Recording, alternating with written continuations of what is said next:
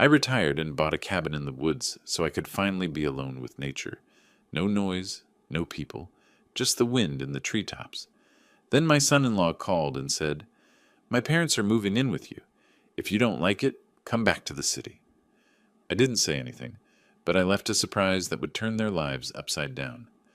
Before we continue, please subscribe to the channel and write in the comments what time it is where you are now. The keys felt heavier than they should have. I stood in Rebecca Marsh's real estate office in Cody, holding them while she stapled documents I'd already forgotten. Outside the window, March wind pushed tumbleweeds across the parking lot. "Congratulations, Mr. Nelson." Rebecca smiled like she'd handed me the world. Maybe she had. "You're officially a property owner in Park County." The cashier's check, $185,000, had left my account that morning. 40 years of overtime shifts, skip vacations, pack lunches. 4 decades compressed into 6 figures, now converted into 800 square feet of timber and solitude, 12 miles from civilization. "Thank you." I pocketed the keys and shook her hand. My fingers were steadier than I expected. The drive from her office took me west on Highway 14, then north onto roads that grew narrower with each turn. Pavement became gravel. Gravel became dirt. Cell service dropped from 4 bars to 2, then 1. I stopped at a general store and bought coffee, bread, eggs, butter. The clerk asked if I was visiting. "Living," I said. She nodded like I'd said something wise. The final 2 miles climbed through pine forest so thick the afternoon sun barely penetrated. When the cabin appeared in its clearing, I pulled over and cut the engine. Elk, 4 of them, grazed 50 yards beyond the porch. They raised their heads, studied my truck, then resumed eating. One flicked an ear at a fly.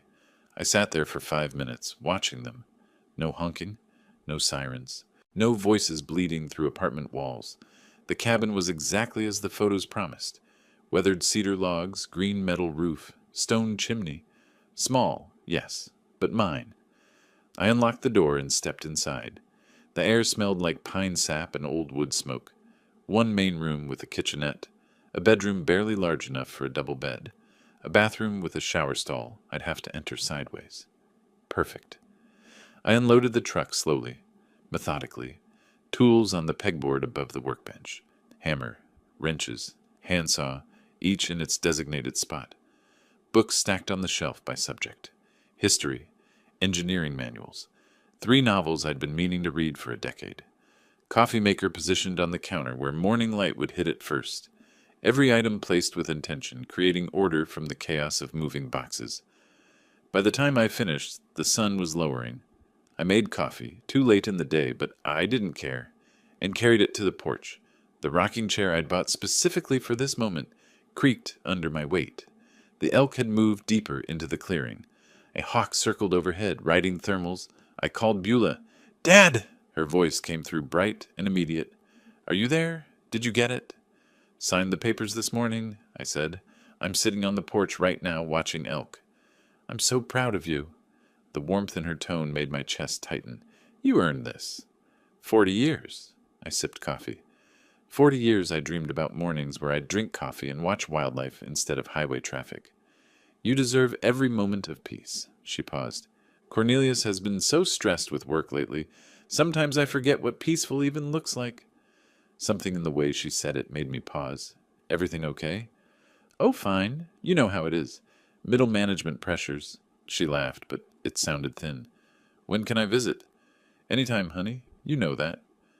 We talked for another 10 minutes. Her students, her garden plans, safe topics. When we hung up, I sat watching the sun paint the mountains orange and purple. The coffee had gone cold, but I drank it anyway. The phone rang an hour later. My parents lost their house. Cornelius didn't bother with hello. His voice had the flat tone he used for conference calls. "They're moving in with you for a couple months until they find a place." My hand tightened on the armrest. "Wait. What?"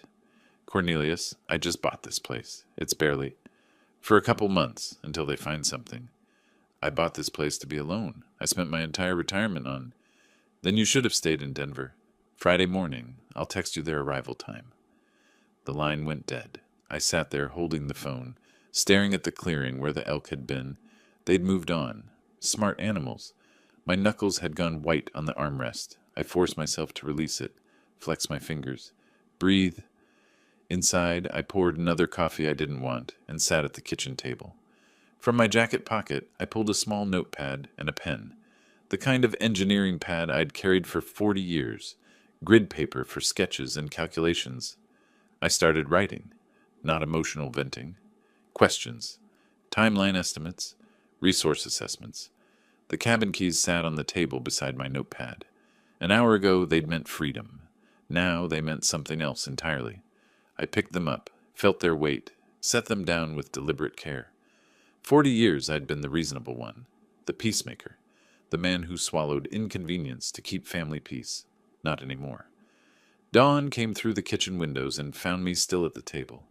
Empty coffee cups formed a semicircle around my notepad, which had grown dense with lists, diagrams, questions written and rewritten.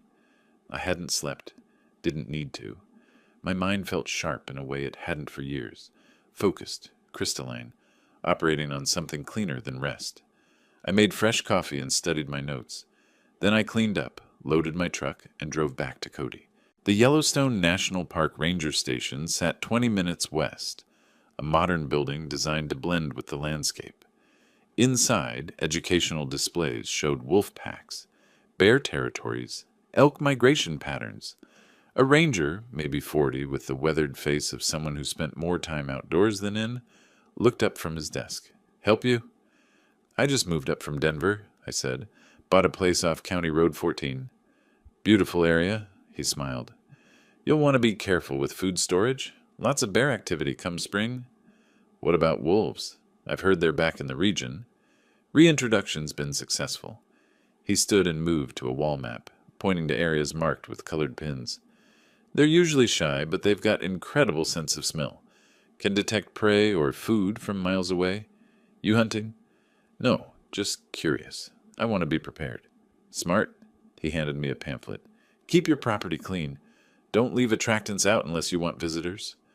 I took careful notes in my field notebook. Wind direction, pack territories, seasonal behavior patterns. I thanked him warmly, mentioned again that I was from Denver and still learning about mountain life. Every word calibrated to sound naive, concerned, exactly what he'd expect from a nervous newcomer.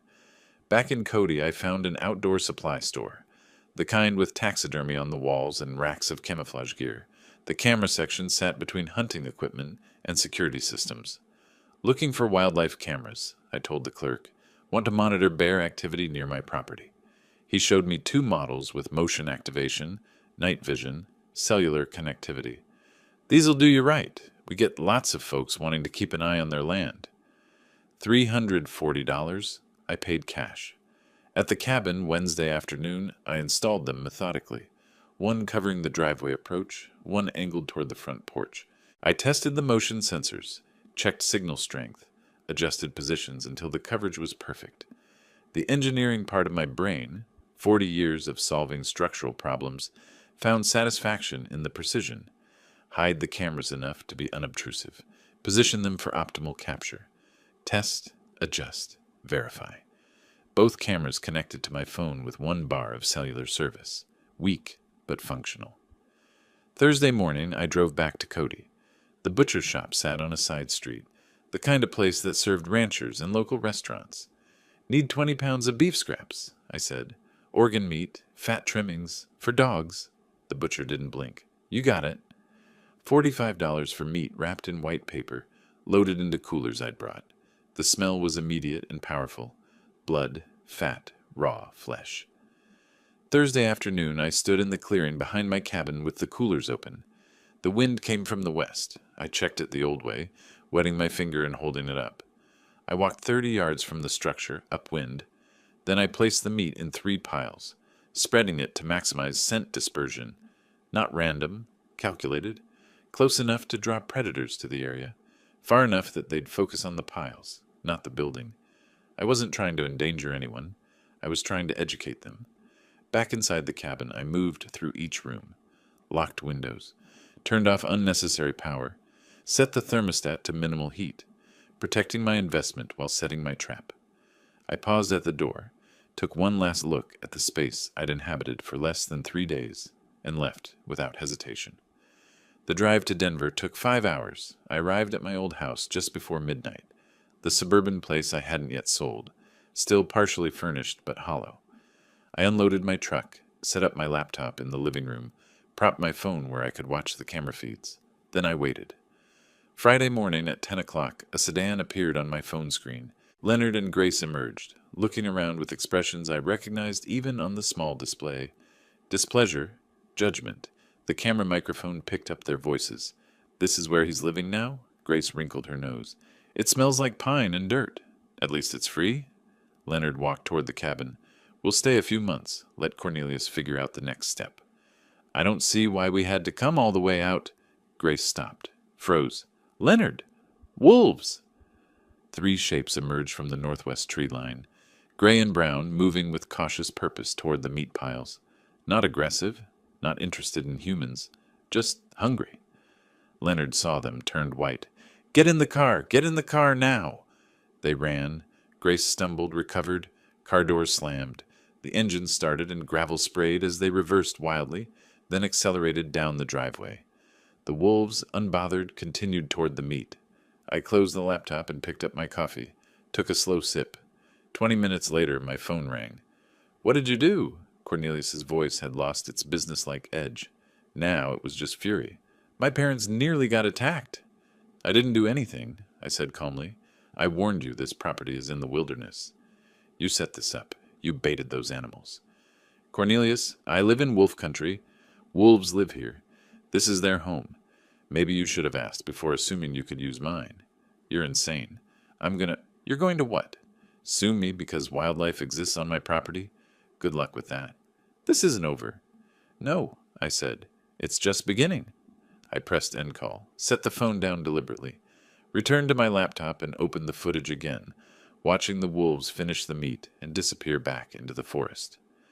Outside my Denver window, the mountains rose in the distance. Somewhere up there, my cabin waited. I'd been planning defense. But sitting there, watching the recording one more time, I realized something had shifted.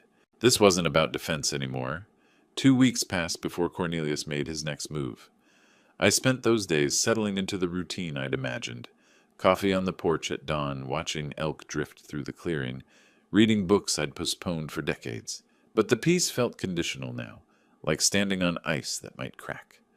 I checked my phone more than I wanted to, kept the camera feeds open on my laptop, listened for vehicles on the dirt road. Mid-April brought warmer afternoons and the first serious wildflowers. I was splitting firewood when my phone rang. Beulah. "Dad, please!" Her voice broke on the second word. She was crying. Cornelius showed me the footage of the wolves. That could have been so much worse. I set down the axe and walked to the porch. "Beulah, honey, wolves live in these mountains. I didn't create that situation.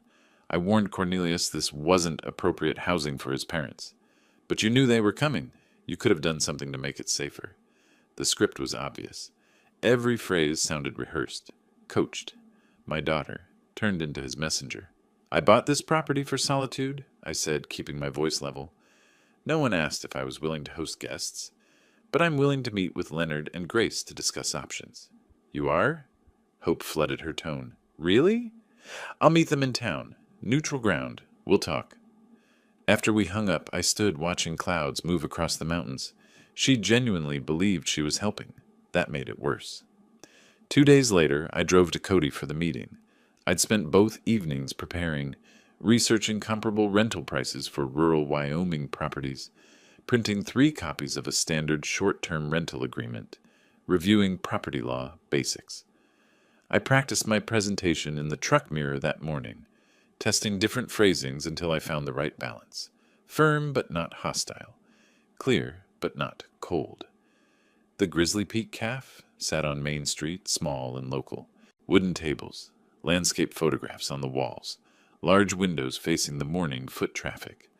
I arrived 15 minutes early and chose my position carefully. Table near the window, back to the wall, clear view of the entrance.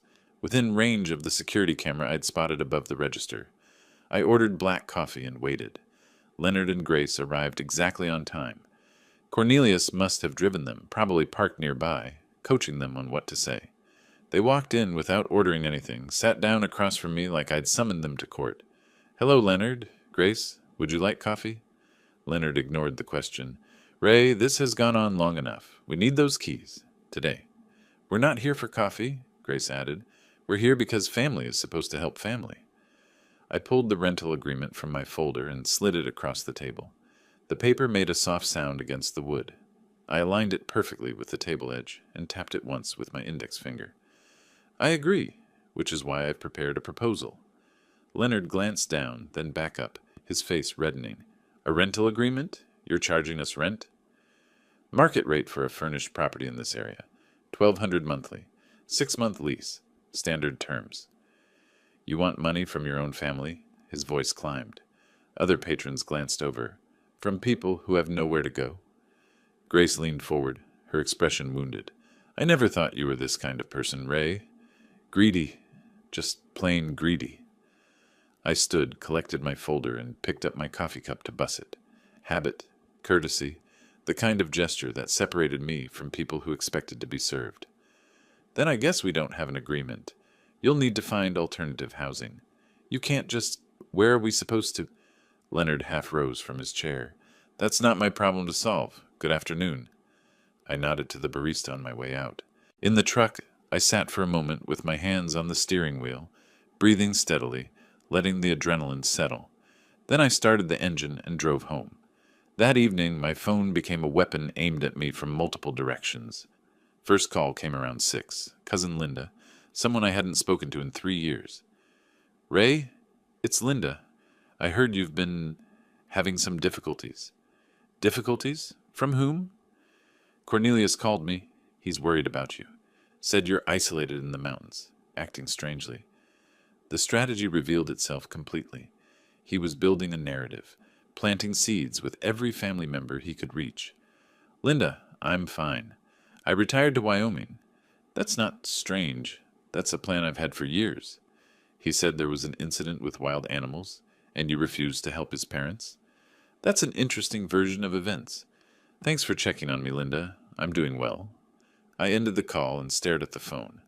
20 minutes later, a former colleague from Denver. Same script, different voice. Cornelius had reached out, expressing concern about Ray's mental state. The third call came at 8:30. Beulah again. "You embarrassed them." Not crying now, angry. "In public. What were you thinking?" "I offered them a fair solution. They rejected it." "A rental agreement? Dad, they're family. Cornelius's parents. And this is my home, my retirement, my one place of peace, which I bought with money I saved for 40 years. Cornelius was right. You've changed. You've become someone I don't recognize." The words landed like she'd meant them to. I kept my voice quiet, controlled, even as something cracked inside my chest. Maybe I have, or maybe everyone else has, and I'm just finally noticing. The line went dead. She'd hung up on me. I sat at the kitchen table with my phone in my hand, watching darkness settle over the mountains. 3 calls in one evening, all saying the same thing. Ray Nelson is unstable, dangerous, unreasonable. The isolation I'd sought was being weaponized, turned into evidence of mental decline. Cornelius wasn't trying to take the cabin anymore. He was trying to destroy my credibility first, make me seem incompetent, turn the family against me so no one would believe my version of events. Classic strategy. Isolate the target, control the narrative, strike when they're defenseless. I opened my laptop and began typing. "Mr. David Thornton, attorney at law." I sent the email at 9:47 that night. Careful words, factual language, no emotion bleeding through. I needed legal advice regarding family pressure over property ownership, potential claims, asset protection. I included the basics: my age, property value, family situation, and 3 specific questions about elder law and estate planning. Then I poured myself bourbon. 1 glass, 2 fingers, no ice. I wasn't a heavy drinker, but tonight warranted it. The porch was cold for April, but I sat out there anyway, watching stars emerge over the mountains. Somewhere down there, Cornelius was planning his next move. I intended to be several steps ahead. Morning came with an email, waiting. David Thornton had responded at 7:15. He could meet Thursday afternoon at his office in Cody.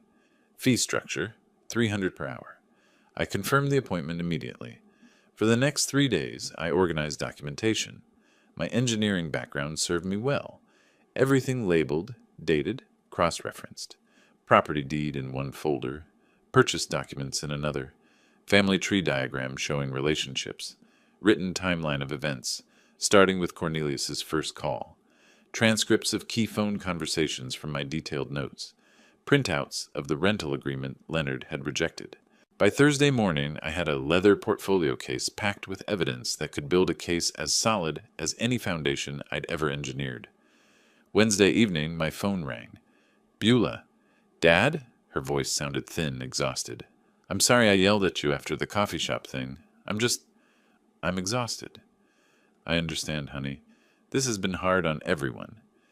Cornelius is so stressed. He's been trying to help his parents ever since Leonard lost all that money. I went very still. Lost money? What happened? Oh, you didn't know? Leonard was playing poker online. Lost $47,000 over 6 months. That's why they lost the house. It was mortgaged for the gambling debts. 47,000. The number hung in the air like smoke. That's a substantial amount. No wonder Cornelius has been under pressure. Yeah, and he keeps talking about solutions. About how if we could just, reorganize family assets. She was talking faster now, stress overriding caution. He mentioned something about putting your cabin in a family trust so it could benefit everyone eventually. For your estate planning, you know? And the property value is probably already up since you bought it in March. Every word was a piece clicking into place. A family trust. That's an interesting idea. When did Cornelius suggest this? A few weeks ago. He said it would be good for tax purposes when you... Well, in the future. I don't really understand estate planning stuff. Neither do I. That's why I'm consulting an attorney this week, just to make sure everything's proper. An attorney? Her voice sharpened. Dad, is that necessary? At my age, with property worth this much, yes. It's the responsible thing to do. After we hung up, I added 6 pages of notes to my documentation. Leonard's gambling. Cornelius's scheme disguised as estate planning. The timeline of desperation driving aggression. Thursday afternoon, I drove to Cody and parked across from Murphy's Hardware on Sheridan Avenue. Thornton's office occupied the 2nd floor, professional signage, steady foot traffic, well-maintained building. I watched for 5 minutes, assessing. Then I grabbed my portfolio and went inside. David Thornton was 50-something, Wyoming weathered, with the direct manner of someone who'd grown up on a ranch before law school changed his path. His office had wooden furniture, law books, framed degree from University of Wyoming, and a window overlooking Main Street. I presented my documentation in sequence: property papers, family diagram, timeline, evidence. Each document handed across at the appropriate moment. Thornton took notes, asked clarifying questions. I had answers prepared. Mr. Nelson, I have to say, this is the most organized intake I've seen in years. You've documented everything. 40 years in construction engineering. Documentation prevents disputes. In this case, it's going to protect you significantly. He leaned back, tapping his pen against the desk. Here's my assessment. Your son-in-law is attempting to establish grounds for claiming you're incompetent or need oversight. The smear campaign, the stories about dangerous behavior, these are preliminaries to a potential conservatorship claim. Conservatorship? Taking away my legal rights? It's a tactic, not always successful, but it can tie up your assets in court for months, while they argue you can't manage your affairs. The solution is to prove conclusively that you are managing your affairs competently, which is what we're doing right now. What's the next step? Revocable living trust with an independent trustee. I'll be frank, it'll cost about $2,400 in legal fees, but it makes you essentially untouchable. The trust owns the property, not you personally, so family pressure becomes legally meaningless. Do it. How soon can we have it ready? 2 weeks. I'll draft the documents. You'll review and sign. We'll record it properly. After that, your property is protected. The meeting lasted 90 minutes. When I left, the sun was lower, but I felt clearer than I had in weeks. Following Thornton's advice, I drove to the public library instead of going home. I chose a corner computer terminal, back to the wall, habit, and accessed Colorado property records. Public databases I'd navigated before during my engineering career. Building permits, property liens, easements. I entered Beulah and Cornelius's address and downloaded their mortgage history. The home equity line of credit hit me like cold water. $35,000. Dated 8 months ago. Single signature authorization, Cornelius's name only. I printed the documents with hands that didn't shake but wanted to, added them to my folder, drove back to the cabin in silence. That evening I called Thornton from the porch. "David, I've found something. My daughter's house has a $35,000 HELOC that she didn't know about. Taken out by her husband? Yes, 8 months ago. Colorado property records. Colorado allows single-spouse HELOCs under certain conditions, but hiding it from a spouse, that's a different matter. Has she discovered it yet? No. I'm not sure when or if I should tell her. That's not a legal question, Ray. That's a family question, but from a legal perspective, this information explains his motivation.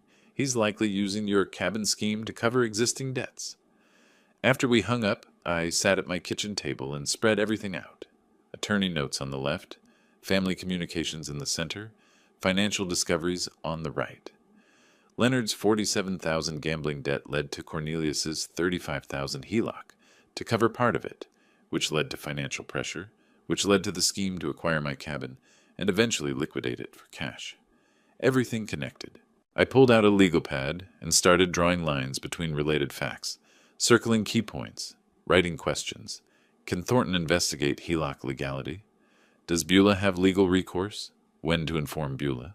How to protect her without alienating her further? My phone buzzed. Text from Thornton. "Trust documents ready Monday for review." I replied, "I'll be there." Then I made one final note at the bottom of my pad. Cornelius is cornered. Cornered animals attack. Prepare for escalation. 3 weeks later, on a Monday morning in early June, I drove to Thornton's office for the trust signing. The portfolio case beside me held 3 weeks of organized financial records, bank statements, retirement accounts, property appraisals, investment documentation. Everything consolidated, labeled, ready. Thornton's assistant had the documents waiting on the conference table. 43 pages total, each signature line flagged with a yellow tab. I read every page while Thornton answered emails at his desk, giving me time. The Revocable Living Trust designated him as independent trustee. Total assets, $290,000. The cabin, my retirement funds, everything I'd built in 40 years. The critical provision sat on page 17. Beulah inherits only if divorced from Cornelius, or if Cornelius signs a legal waiver of claims to the property. "This provision here," Thornton said, joining me at the table, "the conditional inheritance for Beulah. You understand this might create family conflict? The conflict already exists. This just protects her from being exploited through my property. If Cornelius discovers this trust structure, he'll likely react aggressively. Let him. Everything here is legal. He has no grounds for challenge." Thornton's expression was knowing. Legal grounds and family drama are different things. Are you prepared for him to escalate? I've been preparing since March. That's why we're sitting here. He smiled slightly. Fair enough. Let's execute these documents. My signature was steady on every page. The notary, Thornton's assistant, professional and efficient, applied her seal with practiced precision. The sound it made was satisfying. Structural integrity, legal edition. I wrote a check for $2,400 and left with copies of everything in a sealed envelope. The rest of that week, I worked through my financial institutions methodically. Each phone call followed the same pattern. Identify myself, request beneficiary change forms, explain the trust structure, confirm documentation. "Mr. Nelson, I have your beneficiary change request," the retirement account administrator said. "You're removing your daughter as beneficiary?" "No. I'm designating my revocable living trust as primary beneficiary. My daughter inherits through the trust. May I ask why you're making this change?" "Asset protection and estate planning. I have concerns about third-party claims." "Understood. We'll process this within 5 business days. I'd like email confirmation as well, please." "Of course. Is there anything else?" "Yes. Note in my file that this change was made voluntarily. With legal counsel, I am documenting my competency for all financial decisions. A pause. That's unusual, but I'll add that notation. By Friday, every asset I owned was protected within the trust structure. I kept a checklist on my kitchen table, marking each completed task with satisfaction. 2 weeks later, Beulah called. "Dad, Cornelius has been so weird lately." Her voice sounded thin, exhausted. "Asking about your finances, whether you've updated your will?" I set down my coffee carefully. "I have done some estate planning. It's responsible at my age." "I know, but he got really angry when I mentioned you set up a trust. He called it a betrayal." "Why would your estate planning betray him? It's not his inheritance." My hand tightened on the phone. "Beulah, did you tell him details about the trust?" "I just mentioned you set one up. I didn't think it was a secret. Is it?" "No, not a secret. Just private." "What exactly did Cornelius say?" "He said you're cutting the family out and being manipulated by lawyers." "Dad, what's going on? Why does he care so much?" "That's a very good question, honey. One you should probably ask him directly." After hanging up, I immediately called Thornton. "Cornelius knows about the trust." His response was immediate. "How soon can you get a medical evaluation?" The next day, I was repairing the porch railing when Cornelius's car came fast up the driveway, spraying dirt and gravel. He jumped out, didn't close the door properly, stormed toward me. I calmly set down my tools, retrieved my phone, started recording video. I stood at the top of the porch steps, 6 stairs up, giving me elevated position. Cornelius had to approach uphill, looking up at me. I held the phone at chest height, lens obviously pointed at him. "Cornelius, you're on my property uninvited. I'm recording this conversation." "I don't care about your recording." His face was red, movements aggressive. "You set up some legal scheme to steal from your own daughter." "The trust protects my assets and ensures Beulah inherits appropriately. It's completely legal." "Appropriately? What does that mean? Unless she divorces me? That's what you really want, isn't it?" "The trust ensures my property isn't subject to claims by third parties. That's standard estate planning." "Third parties? I'm family. Your son-in-law. You're my daughter's husband. You have no legal claim to my property. The trust simply formalizes that reality." His voice climbed higher. "We'll see about that. I'll get a lawyer. I'll contest this. I'll make sure you never see Beulah again." "You're threatening to isolate my daughter from me because I protected my own property? That's interesting. For the record, this isn't over. Then leave my property. Now, or I'll call the sheriff for trespassing." He stormed back to his car. The engine roared. Gravel sprayed as he reversed wildly and sped down the driveway. I stopped recording, reviewed the footage immediately. Faces visible, audio clear, threats documented. I uploaded it to cloud storage and emailed a copy to Thornton with subject line, "Evidence, hostile confrontation." That evening I wrote a detailed incident report.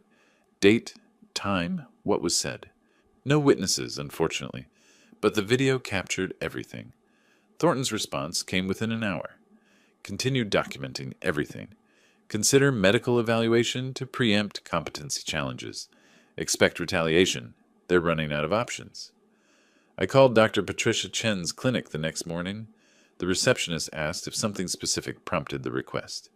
"I'm 67, I own property, and I want documentation that I'm healthy and competent. Preventive planning." The appointment was scheduled for the following Monday. I sat at my table that night, reviewing the confrontation video, watching Cornelius's rage play out on the small screen. His mask had dropped completely when the money was threatened. Every word recorded, every threat documented. My phone buzzed, email from Thornton. "Good thinking on medical eval. They'll likely try Adult Protective Services next. Standard playbook for these situations. Stay ahead of them." I typed back, "Already scheduled. Appointment next week." Before closing the laptop, I looked at the framed photo of young Beulah on the mantel. 8 years old, missing her front teeth, laughing at something I'd said. I wondered how much collateral damage this war would create before it ended. Monday morning found me at Dr. Chen's clinic 15 minutes early. The medical building was modern, single-story, efficient. I filled out paperwork requesting copies of all test results and assessments. When Dr. Chen called me back, I explained directly. I'm 67, own property, and want baseline medical documentation proving my physical and mental competency. She was a sharp woman in her 50s with the weathered competence of someone who'd practiced rural medicine for decades. Her expression showed understanding.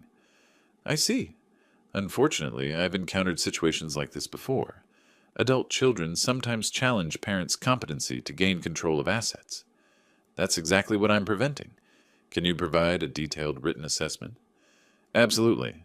I'll conduct comprehensive cognitive testing and provide a formal letter. For legal purposes, correct?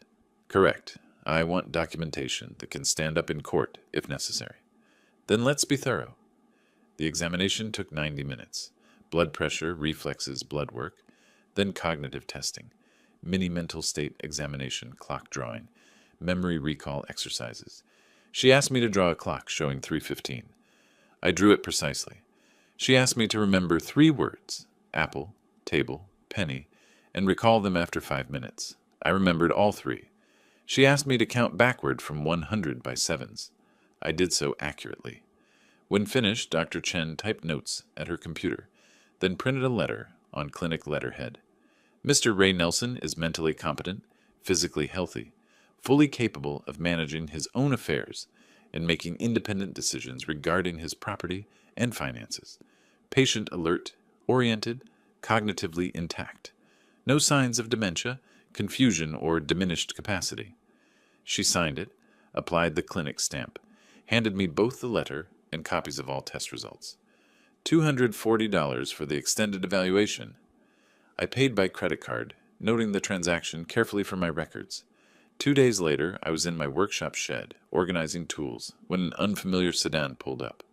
A professional-looking woman in her 40s emerged, carrying a tablet and official folder. Mr.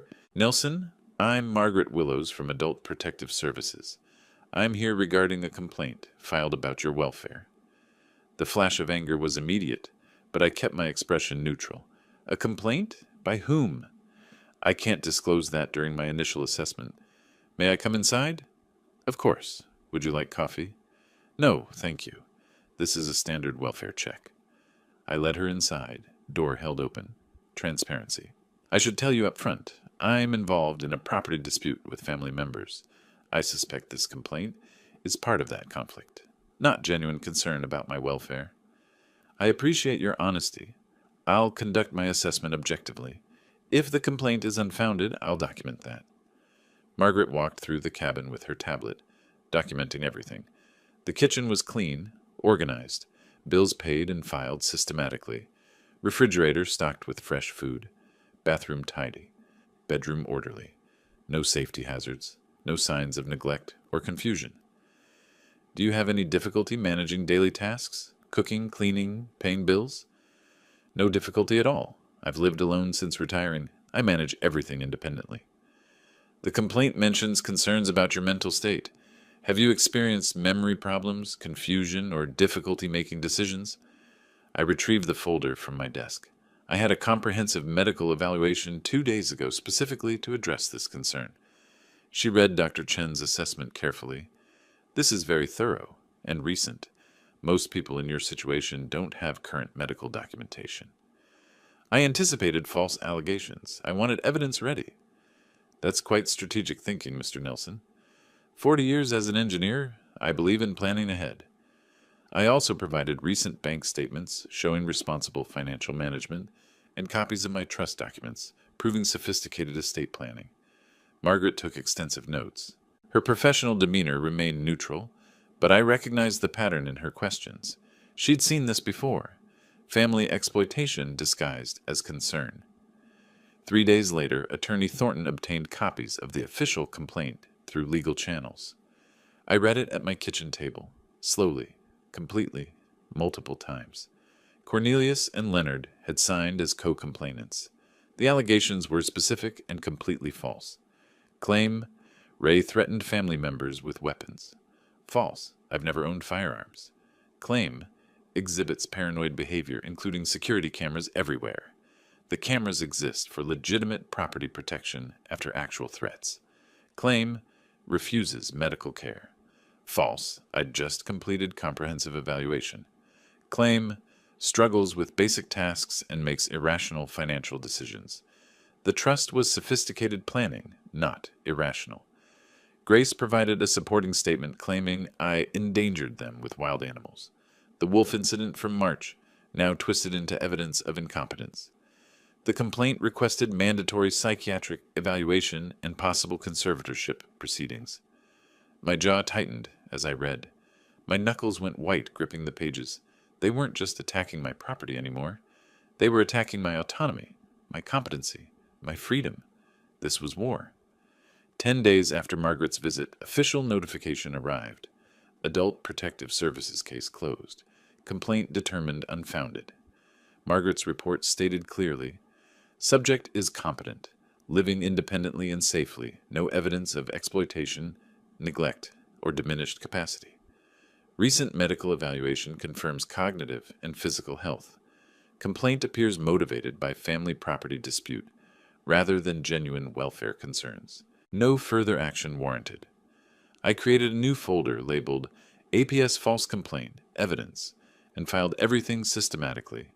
The original complaint with false allegations, Margaret's assessment report, case closure letter, my medical evaluation, photographs of my well-maintained cabin, my written rebuttal to each false claim with supporting evidence. The folder joined the growing collection on my shelf. I was building a comprehensive case file. My phone rang. Thornton. Ray, I found something. Leonard and Grace have been using your cabin address for something. Public records show mail being sent there in their names. This could be mail fraud or identity theft. We need to investigate immediately. I looked out the window at the mailbox by the road. I hadn't thought to check for mail addressed to people who don't live here. I'm heading there now. I grabbed my truck keys, wondering what else I was about to discover. I grabbed my keys and drove down the long driveway to the mailbox. Quarter-mile of dirt road, dust rising behind the truck in the late afternoon heat. August in Wyoming made the air shimmer above the ground. The mailbox was standard aluminum on a weathered post, surrounded by tall grass. I pulled on gloves before opening it. Didn't want my fingerprints on mail that wasn't mine. 3 envelopes, all addressed to Leonard Harrison or Grace Harrison at my cabin address. Wyoming Department of Family Services, First Mountain Credit Union, Social Security Administration. I photographed each envelope carefully with my phone. Front, back, postmarks visible, dates clear. Then I placed them in a plastic evidence bag I'd brought specifically for this purpose and drove back to the cabin. Thornton answered on the first ring. Ray, I found something significant. Leonard and Grace have been using your address for official correspondence. For what purpose? Benefits fraud, possibly. They're receiving mail from Wyoming Social Services, and they've opened a bank account using your cabin address. But your camera footage proves they don't live there. That's a federal crime, isn't it? Mail fraud, benefits fraud, potentially identity theft if they claim to have your permission. We're talking years in federal prison if prosecuted. I looked at the evidence bag on my kitchen table. Then we report it. I'm not covering for criminals just because they're related to my son-in-law. Understood. I'll prepare the evidence package and contact the U.S. Attorney's Office. Ray, this changes everything. Once federal charges are filed, their credibility is destroyed. Good. Maybe they'll finally face consequences for their actions. The next week moved quickly. I compiled evidence with the same precision I'd brought to 40 years of engineering projects. Security camera footage showing Leonard and Grace's single brief visit in May, utility bills proving no additional occupants, the mail records, my sworn statement that I never gave permission to use my address. Thornton forwarded everything to Assistant U.S. Attorney James Morrison in the Economic Crimes Division. Morrison called me 3 days later. Mr. Nelson, Attorney Thornton provided compelling evidence of benefits fraud using your property address. I never gave permission for them to use my address. I have camera footage proving they don't live here. I've reviewed the footage. It's clear they visited once briefly and never returned. How long has mail been arriving in their names? Based on postmarks, at least 6 weeks. That establishes pattern. Combined with benefits applications claiming Wyoming residency, we have sufficient evidence for federal investigation. I'll be frank, this will likely result in criminal charges. I'm not trying to ruin their lives, but I won't allow my property to be used for fraud. You're doing the right thing by reporting this. We'll handle it from here." While Thornton investigated Leonard and Grace's fraud, he discovered something else in Colorado public records. Cornelius and Beulah's home had 3 missed mortgage payments, $8,400 in arrears. Notice of default filed. First step toward foreclosure. "Ray, this explains his desperation," Thornton said when he called. "He was counting on your cabin to solve his financial crisis. When your trust blocked that plan, he had no backup." I sat at my kitchen table, processing this. His own home is at risk. There's an unconventional option I need to mention. You could purchase the defaulted debt. Banks sell delinquent loans at discount to collection companies. You'd become the creditor, but anonymously through an LLC. Cornelius would never know. The implications settled over me slowly. That would give me complete leverage. Yes, but it's also ethically complex. You'd control whether your daughter keeps her home. Let me think about it. I walked my property that evening, circling the cabin, following the tree line, considering. If I bought the debt, I'd control Cornelius's future. That was power I'd never wanted. But if the bank foreclosed, Beulah would lose her home. She was innocent in all this. The next morning, I called Thornton. "Do it. Buy the debt. But Beulah can't know yet, not until I can explain everything." The transaction took a week. $31,000 from my savings to an intermediary firm, which purchased the debt and created Mountain Holdings, LLC, with me as beneficial owner. Cornelius received notification that his loan had been sold, but no information about the new creditor. I filed the wire transfer receipt in a folder, labeled simply Leverage. By mid-August, my position had transformed completely. Leonard and Grace faced federal investigation. Cornelius's mortgage debt was secretly under my control. Every manipulation attempt was documented. My own property and assets were legally untouchable. But I felt no triumph, just weariness. This was supposed to be peaceful retirement. Instead, it had become warfare, where my opponents forced me to fight back. I sat on my porch at sunset, the evidence folders stacked beside me, and made my decision.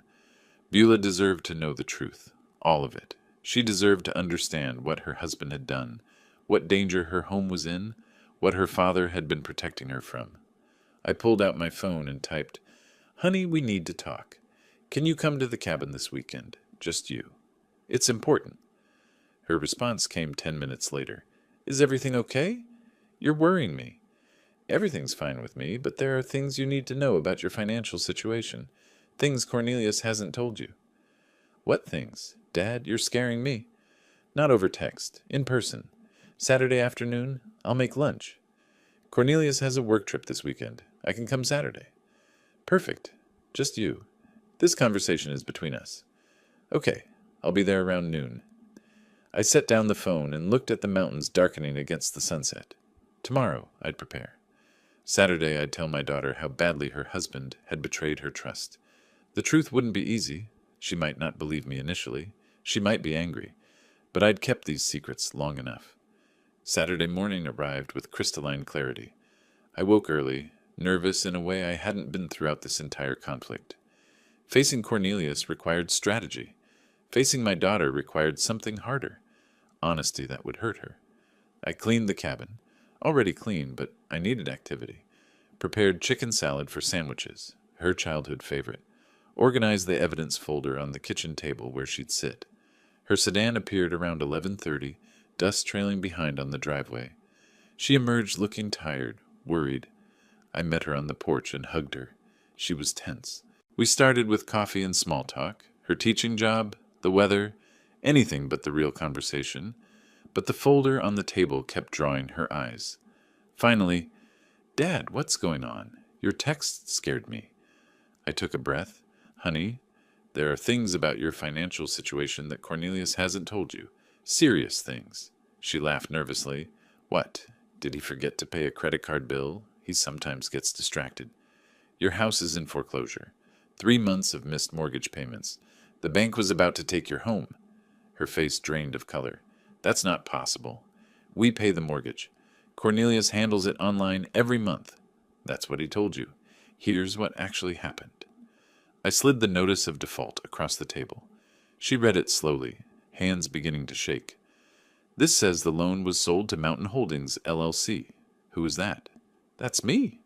Well, technically a company I own through my attorney. I bought your debt from the bank. You bought our mortgage? Shock transformed her expression. Why would you? How can you even? What does that mean? It means instead of the bank foreclosing and you losing your home, I control the debt. You and Cornelius owe me now, not the bank. She stood abruptly, emotion rising. This is insane. Why didn't you just tell me the mortgage was behind? Would you have believed me? Or would Cornelius have explained it away? I needed leverage to protect you from what's coming next. I let that settle, then continued. There's more. 8 months ago, Cornelius took out a home equity line of credit for $35,000 against your house. That's not true. We'd both have to sign for that. I slid the HELOC documents across. In Colorado, under certain circumstances, one spouse can secure a HELOC. Here's his signature. Where's yours? She examined the papers, hands shaking badly now. I never signed this. I've never even seen this paperwork. $35,000? Where did it go? Best guess? Covering some of Leonard's gambling debts. Remember you told me Leonard lost $47,000 in online poker? Cornelius was trying to fix his father's problem. Using our house as collateral, without telling me. Yes, and when that wasn't enough, when my cabin scheme failed and he couldn't get more money, he simply stopped paying your mortgage. I suggested we eat. She initially refused. How can you think about food right now? But I insisted gently. We needed a break before the next revelations. The sandwiches tasted like dust, but we ate anyway. Afterward, I showed her the rest. Systematically. Chronologically. The recording of Cornelius's threatening confrontation on my porch. The APS false complaint where he tried to have me declared incompetent. Leonard and Grace's federal mail fraud using my address. Each piece of evidence carefully presented with dates and context. She listened, initially defensive. Cornelius wouldn't do that. Then doubtful. Are you sure these documents are real? Finally, as the evidence became overwhelming, devastated. When I showed her the APS complaint, where her husband tried to have her father's legal rights taken away, she broke. Not gentle tears, wrenching sobs that shook her shoulders. I let her cry, didn't offer platitudes, just sat present. When she could speak, it was through tears. How long have you known? Pieces since May, everything since July. She looked at me with hurt and anger. Months? You've known for months that my marriage is a lie, that I'm in financial danger, and you didn't tell me? I met her eyes. If I'd told you in May with no proof, would you have believed me? Or would Cornelius have convinced you I was paranoid, vindictive, exactly what he was already saying? Her voice dropped, quieter, knowing I was right. I don't know. Probably not. That's why I waited. That's why I gathered evidence. So you'd know the truth was real, not just your father's opinion. I refilled her coffee, pushed the sugar bowl toward her. She liked it very sweet when stressed, a detail from childhood. Eventually, I had to present the choice. You have a decision to make, and you need to make it soon. What decision? Stay with Cornelius or leave him. I won't make that choice for you. How can I possibly decide that right now? You have until the end of August. That's about a week. Because federal agents are going to arrest Leonard and Grace within 2 weeks for fraud. When that happens, everything becomes public. Cornelius will be questioned. Your marriage will be news in a town small enough that everyone knows everyone. She was overwhelmed. This is too much. I can't think. If you leave Cornelius, file for divorce, protect yourself legally, I'll forgive the mortgage debt on your house. You'll own it free and clear. I will help you rebuild. You're bribing me to leave my husband. I'm offering you a lifeline. Whether you take it is your choice. But understand, if you stay with him, I can't protect you from what's coming. Hours later, she gathered her things exhausted. I walked her to her car carrying a folder of document copies. Before getting in, she turned. Did you ever think about what this would do to me, knowing all this? Every single day since I found out. That's why I built such a strong case. So you'd know I wasn't exaggerating. I don't know if I can forgive you for waiting so long. I understand, but I'd rather have you angry at me for waiting than destroyed, because you didn't know in time to protect yourself. I need time to think. You have a week. After that, everything moves forward, with you or without you. She looked at me with exhausted eyes. I don't know who to trust anymore. Trust the documents. They don't lie. People do. She drove away without looking back. I stood in the driveway watching until her car disappeared, wondering if I'd just lost my daughter or saved her. 5 days later, Wednesday morning, I was drinking coffee on the porch when my phone rang. Thornton, it's happening now. Federal agents are executing arrest warrants for Leonard and Grace in Colorado. Thought you should know. I set down my coffee carefully, not celebrating, just acknowledging. Thank you for telling me. An hour passed. Then my phone rang again. Beulah, her voice shaken. Dad, Cornelius just got a call. His parents were arrested by federal agents. Something about fraud. Were you involved in this? I took a breath. I reported crimes to the proper authorities. What happened after that was the justice system doing its job. Long silence. Then quietly, I need to call you back. The line went dead. I sat back down, staring at the mountains, wondering if my daughter would ever forgive me for setting this chain of events in motion. Within 3 hours, Cornelius called, screaming, "You did this! You turned them in! You destroyed my family!" I remained silent, letting him exhaust himself. Your parents committed federal crimes using my property. I reported it. That's what law-abiding citizens do. I'll tell everyone. I'll make sure they know you orchestrated this, that you're vindictive and cruel. Go ahead. I have documentation of every crime they committed. My attorney will be happy to share it publicly. Thornton had driven to my cabin specifically for this moment. I handed him the phone. Mr. Harrison, this is David Thornton, legal counsel for Ray Nelson. His voice was professional, measured, final. Your parents committed federal crimes. My client fulfilled his civic duty by reporting those crimes to authorities. Any attempt to defame him will result in immediate legal action. Do you understand? Click. Cornelius had hung up. Friday afternoon, Cornelius attempted to sell the house he shared with Beulah, desperately needing cash for his parents' legal defense, for his own survival. But the title search revealed the problem.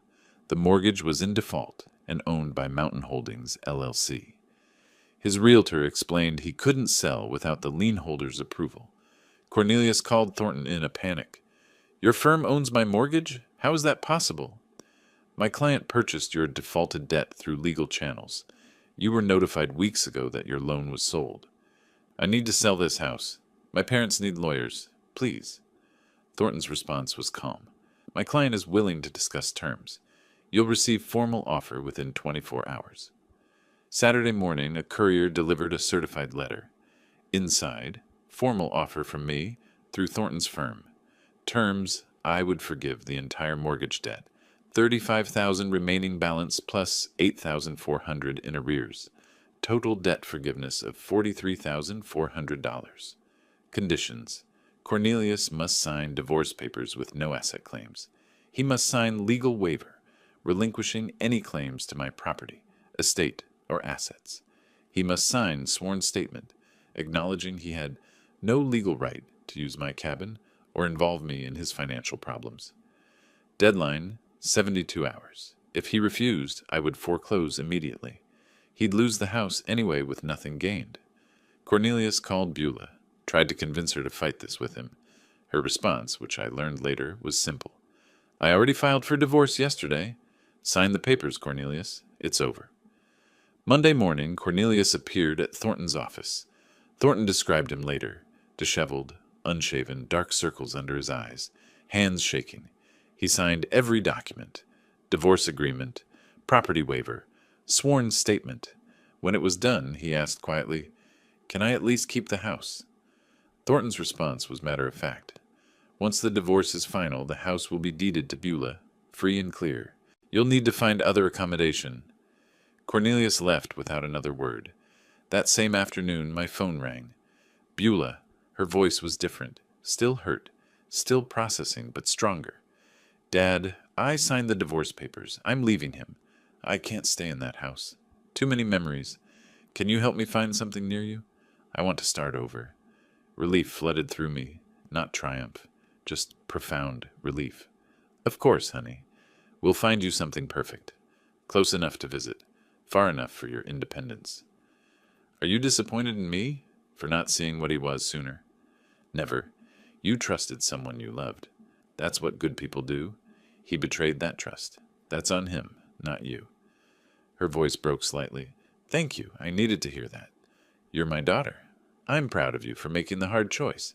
That takes real strength." After we hung up, I walked outside to the porch, sat in the rocking chair I'd bought for retirement. For the first time in months, I simply sat still without planning, strategizing, or worrying. The evening was clear. Elk grazed in the clearing. Mountains stood eternal in the distance. I rocked, slowly, rhythmically, and allowed myself to feel the weight lifting. Not gone completely. Beulah still needed to heal. The divorce needed to finalize. Leonard and Grace still needed sentencing. But lifting. The immediate danger was over. My daughter was safe. My property was secure. Almost finished. Just one more chapter to write. The one where we figure out what peace actually looks like. 2 weeks later, I sat in a federal courtroom in Cheyenne, Wyoming, attending Leonard and Grace's sentencing hearing. I didn't have to be there. The prosecutor didn't require my presence, but I needed to see this through to the end. Leonard and Grace stood before the judge, looking diminished in their federal court attire. Their attorney had negotiated a plea deal, guilty pleas to reduced charges in exchange for lighter sentences. The judge reviewed their criminal history, none, and their ages, then the evidence of their guilt, which was overwhelming. "Mr. and Mrs. Harrison, you've pleaded guilty to benefits fraud. The court accepts your plea agreement." The judge's voice was firm. "I want to be clear about the severity of your actions. You exploited systems designed to help citizens in genuine need." "Yes, Your Honor," Leonard said quietly. 2 years supervised probation, $45,000 in restitution and fines, permanent ban from federal and Wyoming state benefit programs. You'll report monthly. Any violation results in immediate imprisonment. Do you understand?" "Yes, Your Honor," they said in unison. "You're fortunate to avoid prison. Don't squander this opportunity." Dismissed. As I left the courthouse, Leonard caught my eye across the lobby. A moment of mutual recognition. He looked away first, defeated. I felt no triumph, only closure. Beulah told me later that Cornelius moved to a small efficiency apartment in a cheaper area of Denver. He took minimal belongings, whatever fit in his car. "I saw him one final time when he came for his things," she said. "He looked like a stranger, not angry, just empty. He signed the final divorce papers without a word and left." The divorce was finalized by mid-September. Beulah legally resumed her maiden name, Beulah Nelson. With my help, she found a small 2-bedroom house in Cody, about 15 minutes from my cabin. It was modest but charming. Older construction needed updates, but had good bones and a view of the Absaroka Mountains. I provided the down payment as a gift. Beulah secured a mortgage for the remainder using her teaching income and her own excellent credit. She also landed a 3rd-grade position at Cody Elementary, starting immediately. I helped her move in, spending a weekend painting rooms and assembling furniture. Simple work, but profoundly meaningful, rebuilding our relationship through practical acts of service. Healing wasn't linear for Beulah. Some days she was optimistic about her fresh start. Other days she was angry, at Cornelius, at herself, even at me for not telling her earlier. I listened without defending myself, understanding she needed to process complex grief. We fell into a routine, Sunday dinners together, alternating between her place and mine. During one dinner, while we chopped vegetables together in her new kitchen, she asked, "Do you think I'll ever trust anyone again? Ever want to remarry?" I set down my knife. "Honestly, I don't know. But that's okay. Trust isn't something you're supposed to give freely to everyone. It's earned, slowly, through consistent actions over time. Anyone worth having in your life will understand that." She smiled, small but genuine. "When did you get so wise?" "I'm not wise. I'm just old enough to have made mistakes and learned from them."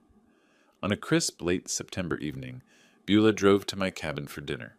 We cooked together, nothing fancy, just spaghetti and salad, and ate on the porch despite the cooling weather. As the sun set, painting the mountains in orange and gold, a small herd of elk emerged from the tree line to graze in my clearing. We sat in matching rocking chairs. I'd bought a second one after she moved nearby, and watched in comfortable silence. Then Beulah said quietly, "Thank you, Dad, for everything. for fighting for me even when I didn't understand it, for being patient while I figured things out. Emotion tightened my throat. You don't need to thank me. You're my daughter. I'll always fight for you. I know, but I want to. You could have walked away, protected just yourself. You didn't. That was never an option. Family means we protect each other, even when it's hard. I'm sorry I didn't believe you sooner. Don't apologize for being loyal to your marriage. That speaks well of you. She smiled, genuinely smiled, for the first time in months. Look at that big bull elk. He's magnificent. That's my favorite. I see him almost every evening. I smiled back. Welcome to the neighborhood, honey. You'll get to know all the regular visitors. I already love it here. This feels like home. It is home, for both of us now. Later, after Beulah drove away, I remained on the porch, rocking slowly, watching the last light fade from the sky. I thought back to March, buying this cabin filled with hope for peaceful retirement, then having that peace threatened by Cornelius's ultimatum. The journey from March to September felt like years, but I navigated it without losing myself, without becoming cruel, without abandoning my values. I protected what mattered using law and strategy instead of retaliation and anger. My daughter was safe, building a new life nearby. My property was secure, my autonomy intact. The antagonists faced appropriate consequences but weren't destroyed beyond recovery. They could rebuild if they chose better paths. As stars appeared above the mountains, I allowed myself a small smile. This is what I'd wanted all along. Quiet evenings, wildlife, mountain air, and now, my daughter close enough to share it with. Not the retirement I'd planned, but better, because it was earned through integrity rather than luck. I stood, stretched my back. I wasn't young after all, and walked inside to call Beulah, just to say goodnight, just because I could, just because she was there and we were okay. The cabin door closed softly. The mountains stood silent, witness. Peace, hard won and deeply appreciated, settled over the property, like the September night. If you like this story, please like this video, subscribe to the channel, and share your impressions of this story in the comments. To listen to the next story, click on the box on the left. Thank you for watching.